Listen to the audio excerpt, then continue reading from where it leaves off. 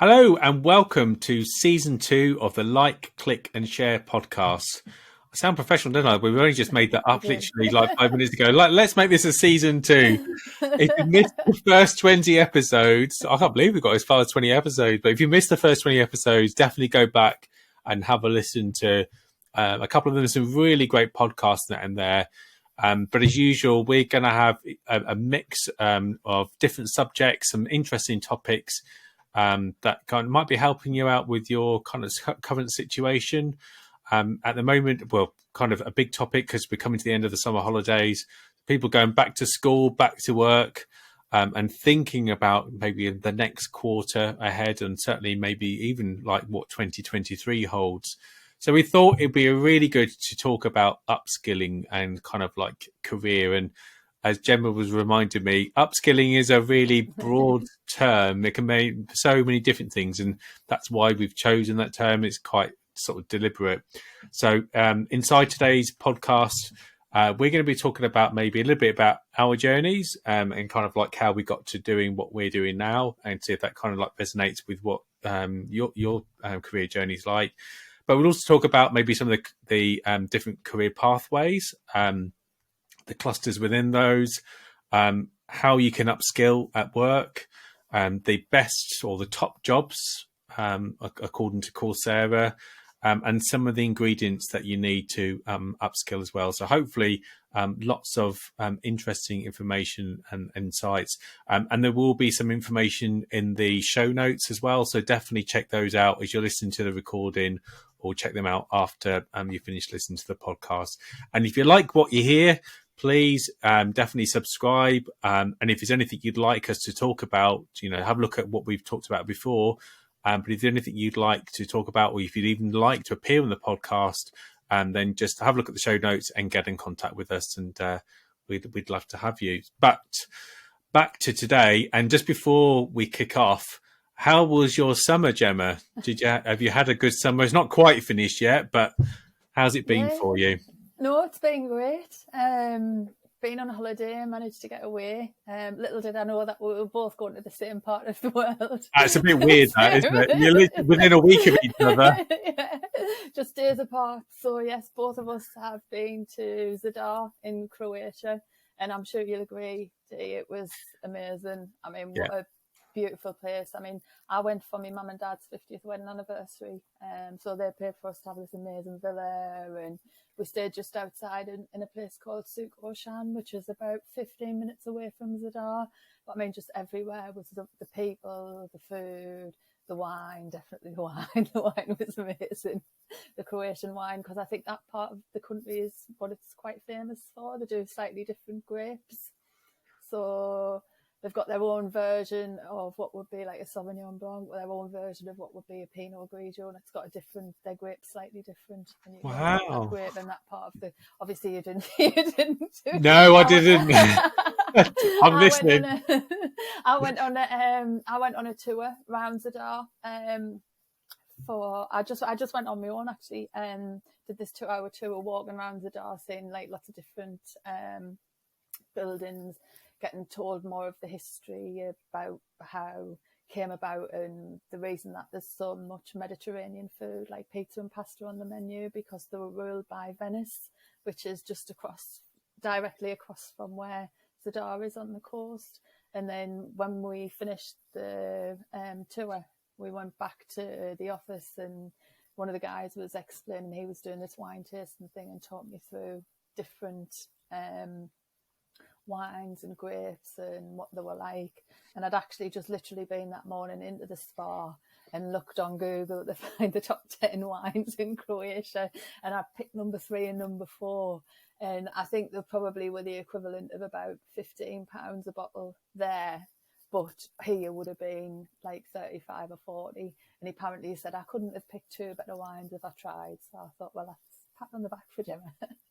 Nice. I definitely tried some of the local beers, and they were really great. And like you say, the prices, they're not absolutely rock bottom cheap, but depending where you're coming from, certainly in the UK, certainly if you go to some of the big cities, London, Manchester, you'd be nearly probably paying about £5.50 to £6 for a pint of, At least. yeah, at least.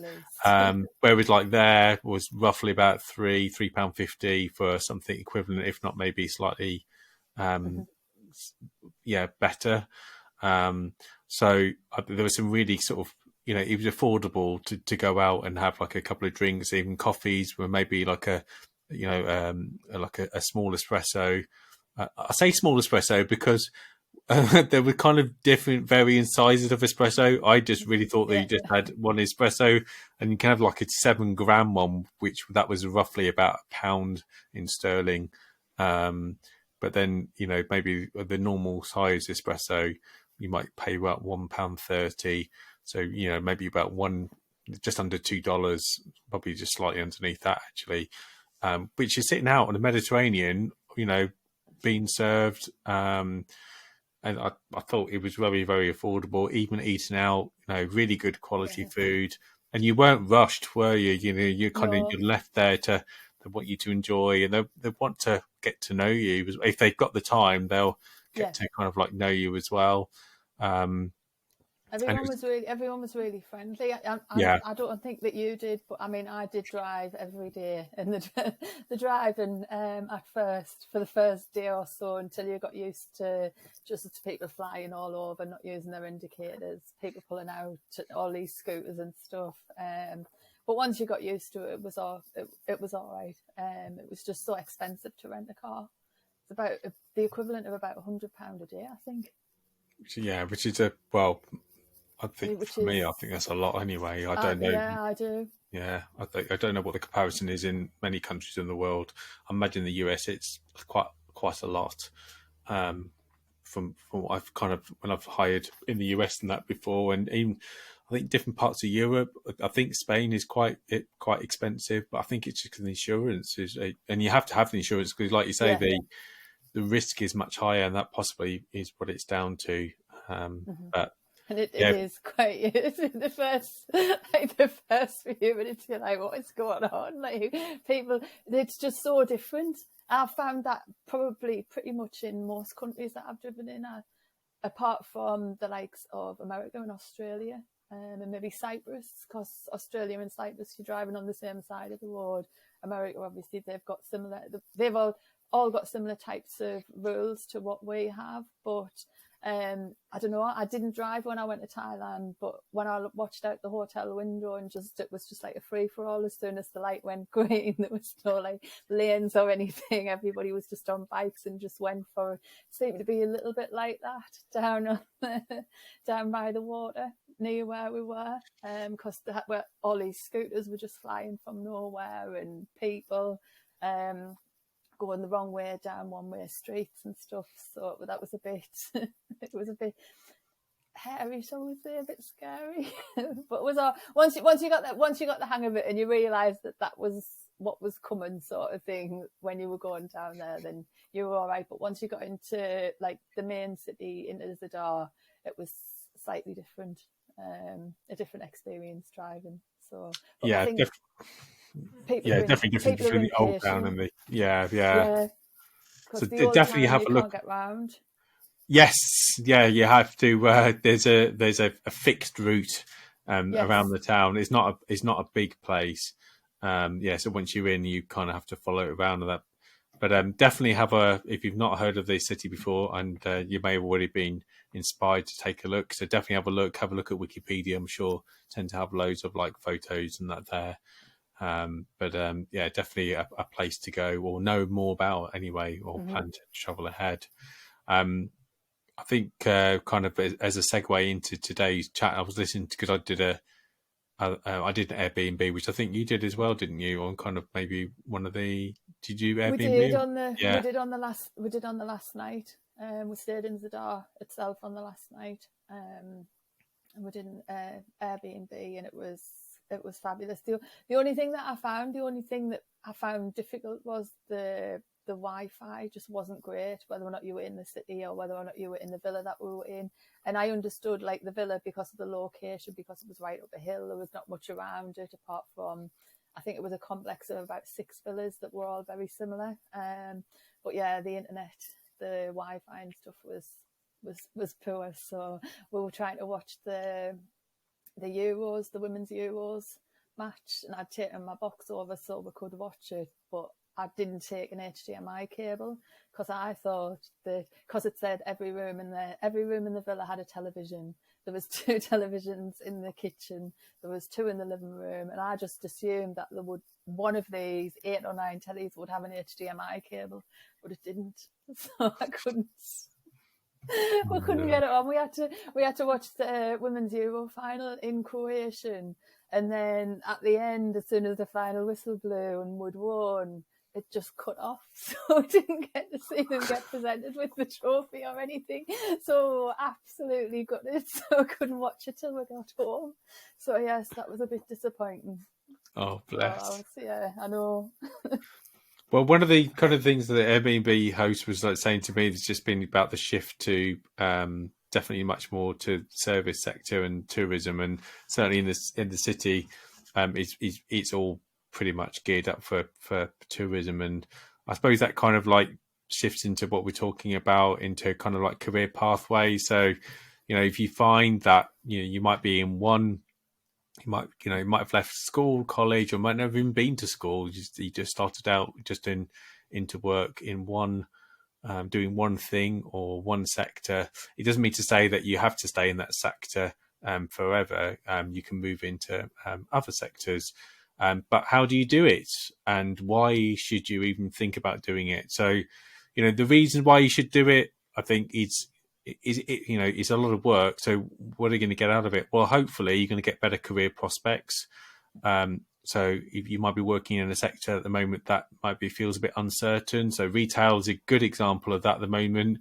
Certainly in Zadar, there was no shortage of tourism, like people going into the shops, and it's very, very busy. But that might only be for a fixed amount of time during the year. So it's seasonally based work. So, but if you're, we all need more money now because cost of living has increased massively with inflation on sort of goods and services, on food, but also in terms of things like utilities, like power. It's all costing a lot more money. So, whereas perhaps beforehand we might have been able to have got enough money to survive off maybe 3 or 4 months worth of work in a seasonal job, maybe just last us a little bit more around the year. That might not be possible anymore. So you might have taken a second job, or you might have to work into another sector and then use your seasonal job as kind of a secondary job. So there's a couple of reasons why you should even think about doing this, but also it's just to stay ahead as well and make yourself more employable, be open to more opportunities as well. And it may not sound an amazing reason why you should even bother thinking about sort of like upskilling and spending money and time to do it. But when you're working in an environment perhaps which is suddenly quite changeable, you have to be quite agile. You need to be flexible with your skills and that to match some of the different jobs and the needs from employers and the economies as times change. And the more, I don't want to say you need to be ultra flexible and be able to do everything, because I don't think that's a great thing to say, but I think definitely you need to have maybe like a good 3 or 4 different types of skill sets. So if you can't do something, if there's no opportunities maybe in retail, then you might be able to do something maybe in kind of tourism, or you might be able to do something kind of like business. And you can utilize some of these skills from one sector to the next.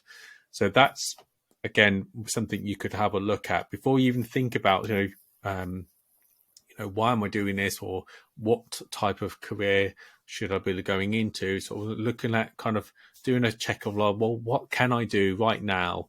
So, maybe making a list of your skills, and are you happy about your work? Do I need to be thinking about changing career? And then kind of like starting to see where those opportunities exist at the moment. So I had a look before we started this podcast, and there's a link to this article in the show notes below. It's from a website called Zello.world, Zello XELLO. I didn't read too much about the company, but kind of what they were saying was it seemed to resonate with me quite well, and they come up with 6 different career pathways. So arts and communication, business management and technology, industrial and engineering technology, health services, human services, and natural resources agriculture.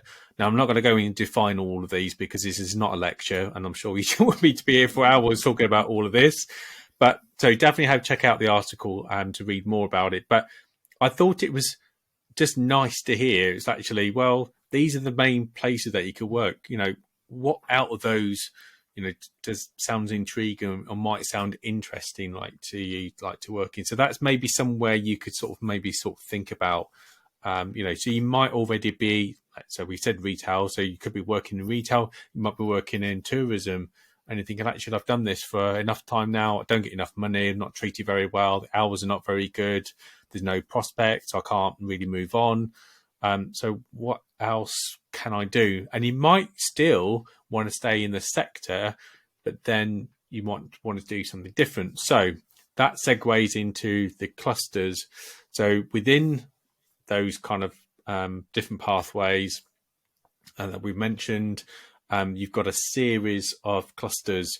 So agriculture, food and natural resources, architecture and construction, arts, audio, video, technology, communications, very broad, business management, administration, education and training, finance, government and public administration, health science, hospitality and tourism, human services, IT, law, public safety, corrections, security, manufacturing, marketing, sales and service, science, technology, engineering and mathematics, and then transport, distribution and logistics.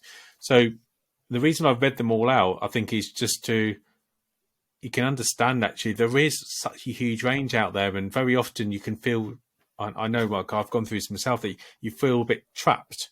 You're thinking, like, I've only got this skill, which means I can only do that. You get yourself into that way of thinking, and that is so far away from the truth that all of us will have different skills. You just don't realize actually the different types of things you're doing within that job. So, for instance, if you're, just a server or waiter, it's not just about serving food and drinks. That's about maybe sort of taking money. So you've got financial controls there.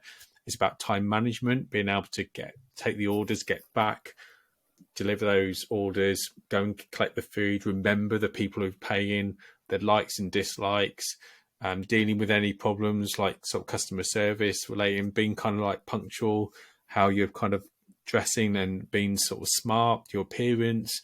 So you can see there already kind of a number of different skills that you've got just from doing just doing sort of waitressing or kind of like just serving food and drinks. And there might be other responsibilities. You might have to open and close the bar. You might have to open and close the till. You might have to cash up at the end of the night. So you've got all these other additional management controls as well. So when you think about those different skills in your role and begin to list those down, because those are that's what makes up us as a personality. It's not just about you as a person, your likes, dislikes, your hobbies and interests, but it's about the skills that kind of shape your personality and make you attractive to other employers. What you might take for granted in your job might actually be a requirement somebody else, that they might actually need that in their business. So for instance, if somebody's looking for maybe like a supervisor, or maybe not quite a manager, but somebody just to fill in, to step up to that kind of management role later on as the business develops. So they might be looking for somebody that's already got the ingredients, in terms of being able to serve food and drink in a great way, with passion and really kind of like cares after their customers and patrons, but also being able to show some flexibility to then level up and then maybe look after some of the other servers or waitresses as well. or maybe able to kind of look after the business to allow the business owner to go and do other jobs that are required. So there's always other things that you can offer to an employer that that you just take for granted, or most of us just take for granted. I shouldn't keep saying you, but most of us kind of take for granted. So hopefully that kind of helps. But just before we started the podcast, and we thought this might be quite nice, that we've talked a little bit there about kind of why the benefits of upskilling and sort of changing career, changing sectors, what the pathways are and clusters. But Gemma, for you, did you ever think, when you started out, that you'd be doing, you'd be a virtual marketing and communications support? You'd be providing that level of service, or did you think you'd be doing something different? I don't know. It's tricky. I wasn't sure what I wanted to do. I wasn't overly keen on going to university, but my mum and dad wanted us to go. So I started off doing, I think it was an HND in business and international marketing. And then obviously if you passed that, then you could transfer onto the degree course because the first 2 years were the same.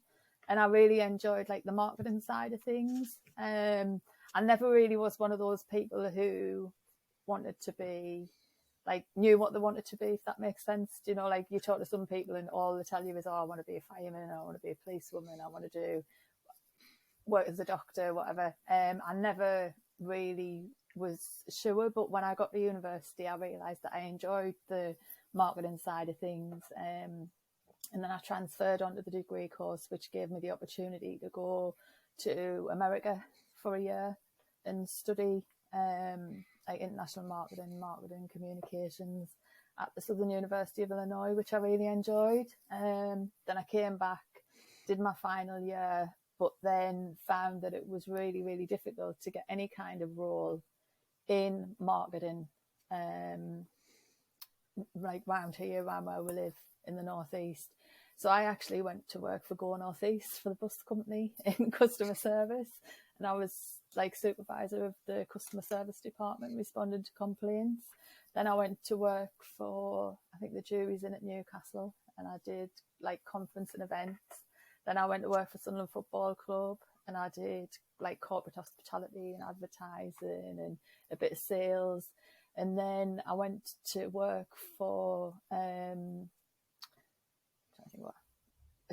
eventually for a training provider, which was more marketing based, which I really, really enjoyed. But they were really, really big on upskilling. So they did they let me go on a lot of courses, and they actually paid for the courses as well. So they paid for me to do the Google Squared Online Digital Marketing Certificate. They paid for me to do various website courses, various SEO courses, and pretty much gave me not free rein to do whatever, but there was quite a few different streams, so there was quite a few different programs going on. And then from then I went to work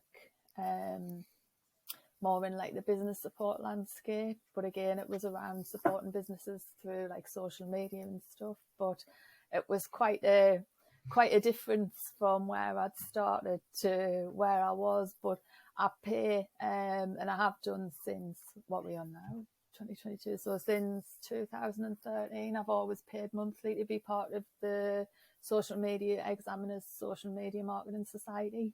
And they do 2 live classes a month.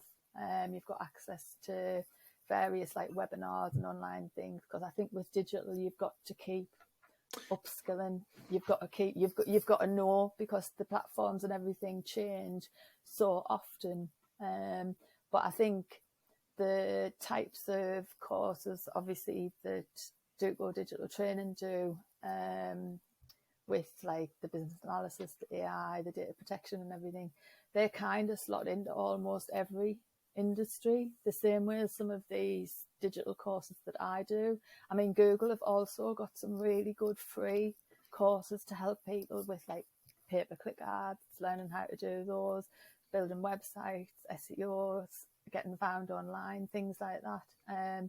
It's just setting aside the time to be able to do it and trying to be focused and thinking, well, right, yeah, at the end of the day, even though I've worked all day, I'm still going to take like an hour or two once or twice a week to keep learning, because you're not in a job. You don't go into a job now at the age of 18 or 21 and you stay there till you're 60 and you've got your gold watch or your clock. I think you've got to keep moving. And I think if you're a creative person, I think you've got to either keep learning or almost like keep changing industries. I went and people used to always say to me, you shouldn't be doing this, but I always made sure that when I was changing jobs, I usually stayed in a job for 2 to 3 years, and every time I looked for a new job, I looked for a job in a different sector to help me like learn about a different type of sector, but also to help me to be more creative, because I think sometimes if you stay in one sector or you only focus on one thing, you're in danger of losing your creativity because you develop that mindset of whereas, oh well, that's how I do it and that's how I'm always going to do it, if that makes sense. But that's been really, really useful for me, working like on my own, being self-employed for the last couple of years. And I know certainly somebody the other day that I've been doing some stuff for, it said something because she'd arranged a call for me to chat with a lady about a project she wanted to do, and the information that I've been given was about X, and then what she actually wanted to talk about was like Y, and it was two completely different sectors, but luckily sectors that I'd worked in. And the sector that she was on about was a sector that I'm quite passionate about anyway, and interested in, and have worked in that sector. So it worked out quite well. But had I not done what I'd done earlier on in my career, then I probably wouldn't have been able to have that conversation, because I would have been totally caught off guard. The other thing that I think is important is that I think we should teach people earlier on more about skills for jobs, more about at school, because not everybody wants to go to university. And if I'm honest, I probably wouldn't now, unless I was wanting to be a doctor or a vet or something that somewhere where I knew the money was going to be worth it, because people are walking away from university with like 40 grand's worth of debt and can't even get a job doing what they're doing, or working for like not minimum wage, but not much more than, which wasn't really the whole like point of it. I think for me, I would be, if I was leaving school now, I would probably be looking at getting an apprenticeship or looking at a job where I was going to get training on the job to do that job. But I think the schools should be teaching people about turning up on time, why it's important, the types of responses that you give to people when you go to an interview, how you should dress, do you know what I mean? Like all, and other types of skills as well that you need, because I think I saw a post, I can't remember the lady's name, she's like an American influencer the other day, and she was talking about a maths question that her son had been given, and she went, listen to this, and she read out this question, I can't remember what it was, and she went, when will my son ever need to know something like that? And I thought, yeah, you know what, you're right, because I used to think, because maths was never my thing, and I used to always think, when will I ever need to know the gradient of a line, or that Pythagoras is whatever it is, I mean, nowadays, you don't even know if you don't even need to know if you've got the right change, because 9 times out of 10 you're paying with your card or your Apple Pay, so it's like, you just need to know, did I get my discounts? Have I been charged the right price? And apart from that, I don't really, like for me personally, unless I was going into a career like, I don't know, architecture or whatever it is, where you need to know those things, then I think there are other key skills like technology and coding and other things that kids could be taught when they're learning. I don't know what you think.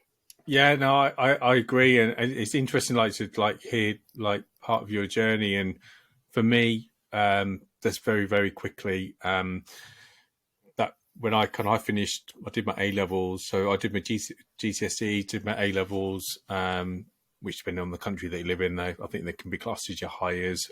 So before you move into university, I did do very well because I had a difficult situation at home at that particular time. So I didn't go to university. So I had a part-time job in the supermarket, and then just worked my way up through kind of like to management.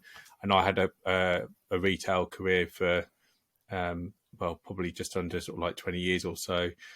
Probably just over actually, but retail's changed such a lot, and I didn't keep my skills. I mean, I did sort of extra training, in terms of like as a manager, but that'll only get you so far. What I didn't kind of like appreciate, I suppose, was that all the new technology skills which were kind of coming through sort of in the early 2000 period to where we are now. Couldn't have appreciated like how the iPhone thing was kind of like changing the way everything was going to work. So I didn't really know about all that type of stuff. So back in sort of 2011, 2012, I decided to sort of change careers. And that's when I did go to university because I didn't really have any money. So in the UK, we get funding from the government. So I took advantage of that funding to go there, change careers, did a computing degree. I do use it like now. I did my master's in international marketing, so similar to yourself, Gemma. But I tend to do more of the marketing, but now starting with the training side, definitely more kind of with the computing. So I've kind of used it, but maybe in different ways and in a bit of a roundabout way, just to respond into kind of the market needs and that. But ultimately, I didn't ever think I'd kind of like run my own business. But like you said, there's different ways of doing things, and you don't have to go to university these days. Like you can just like, there's boot camps, there's like unaccredited training. You can just pick up a course off Udemy like for $10. You can just even pick up a blog, and learn from there. So a quick list just before we finish, because we've only got a few minutes. Definitely in the UK, the things that you need to have up front before you kind of start applying for like new jobs or different careers, that you need to have your CV and resume up to date. I'm not going to go into great details, but definitely use things like Canva. They give you some really great resources in Canva, some really nice professional layouts there. Ideally, try to keep it to one page, but definitely no more than two, depending on how much you've got to talk about. And it depending on the type of career you're working in, but if it's more creative career, then you need to have a portfolio as well to show kind of like the work that you've done. So particularly if you're an artist, music, or a professional artist, you need to have a credible LinkedIn profile as well. So it doesn't really matter if you've got an amazing CV resume, but then LinkedIn is such a professional place now. Sorry, not professional place, but it's a highly used platform to find new talent. So recruiters are using that platform. It's a very powerful platform, I think that was the words I was trying to find. So you need to make sure you've got everything on your CV resume needs to be on your LinkedIn profile as well, because that gives you hopefully an opportunity to be found and for people to send opportunities to you rather than rely on you just having to keep finding the opportunities. And one thing in the UK that I've been asked for quite a few times this year, it is really annoying as well, is a CPD log. So CPD stands for Continuous Professional Development. And depending on the country that you're in, you might never heard of that term before, or you might not even just recognize even the need for it. But all it is just a log of the different maybe courses or different webinars, or maybe quite significant blogs or articles that you kind of like read. It's to show kind of like how you're progressing, how seriously are you taking your career or your full-time job or part-time job or whatever that you're doing. So how are you kind of keeping your skills relevant? So just keeping a simple Excel sheet just with dates down the side, the name of what the activity or the task is, maybe a link to it, and then maybe like an outcome, a certificate or something like that. You can demonstrate your skills is really helpful. Some of the top skills that some of the top jobs that Coursera are saying for this year, for 2022, that you could potentially look at: IT manager, paralegal, technical writer, web developer. It's always in there, but be careful with that one because it's very competitive. financial manager, so we're talking about accountancy, medical assistant, software developer, market research analyst. Analyst is massive. Statistician. So that's why on the Duke of Digital Training website, we talk a lot about business analysis, data protection, AI, because they all use analysis of data analysis of some sort. And then things like health services manager, counselling, and also sort of nursing practitioner as well. And these are just very general, it's just a general trend. So in your own country or your location, demand, and that might kind of like change, but maybe something that might kind of like help you about. And just a final quick list here before we kind of finish. Gemma mentioned some of these, actually, what she did or what she's doing now, but sort of join, different things, ways you can upskill yourself quite easily. So joining an industry or professional association. So you heard Gemma talk about that she's with, Social Media Examiner? Yeah, the Social Media Marketing Society. Oh, Social Media Marketing. So look at the different associations. It might, some of them might be free. Some of them might involve a small fee.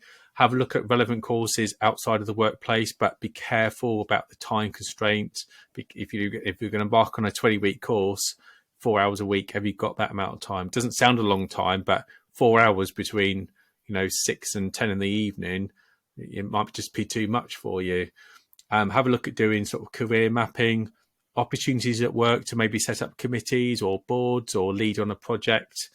And then just look for opportunities like in your own network or clubs and societies. Maybe ask for opportunities at work as well. We're into the last minute here. We're kind of up to the wire. Is there anything else you want to add, Gemma? Quick. I don't know. I mean, there's a lot of, certainly for digital, and I'm sure it's the same for everything. There's a lot of like free resources like later.com. Their blogs are always amazing. The Content Marketing Institute, their blogs are always amazing. I did share something, I don't know whether it was earlier this week or last week, on the Duke Digital Training website, social media, about there being 750 computer jobs posted daily. I think it was. I didn't know that. In the UK. There's also a huge skills gap. There's again, I shared a government report thing. Can't remember the name of the people who put it together, but who was saying that there's a huge skills gap for things in digital tech, AI, business analysis, things like that. So if you're looking to get into something where I think there's probably more longevity, then I think they're the types of courses and things that you need to be looking at and upskilling. And I think if there is a cost involved, then approaching your employer. I know one of my employers that I work for, they would pay for me to be part of the Social Media Marketing Society, but the employer I worked for before, they paid for that. They paid for the Google Digital Squared digital marketing certificate, which at the time I think was about $2,500. They paid for these other courses for me to do. And I think if companies want to retain their best talent, and are happy with the workers that they've got there, then they will invest the money because they don't want to keep retraining people, because there's that cost element in the gap between your trained person and your untrained person and getting them up to speed sort of thing. So just ask. I think that's really good advice. Yeah, people can only say no, and if you don't ask, you don't get. And they might offer to pay half, to take half the load, so you're only paying half the money. But I think you are best off asking, because I think as well it shows a company that you want to stay with them, that you want to grow, that you want to help them future-proof the business. Yes. So I think it's always worth asking. I feel like actually there's so much more we can talk about in this podcast. So I think we'll probably revisit this one later on and maybe kind of break this down a little bit more. But hopefully you found this really interesting and really helpful and got a kind of few ideas and insights. Anything that you'd like, if there's any questions, that you have about the podcast, get in contact with us. All our details are in the show notes. But thank you very much for listening. So this has been episode 21 of the Like, Click and Share podcast. And hopefully you'll hear us on episode 22 fairly soon. Bye for now. Bye for now.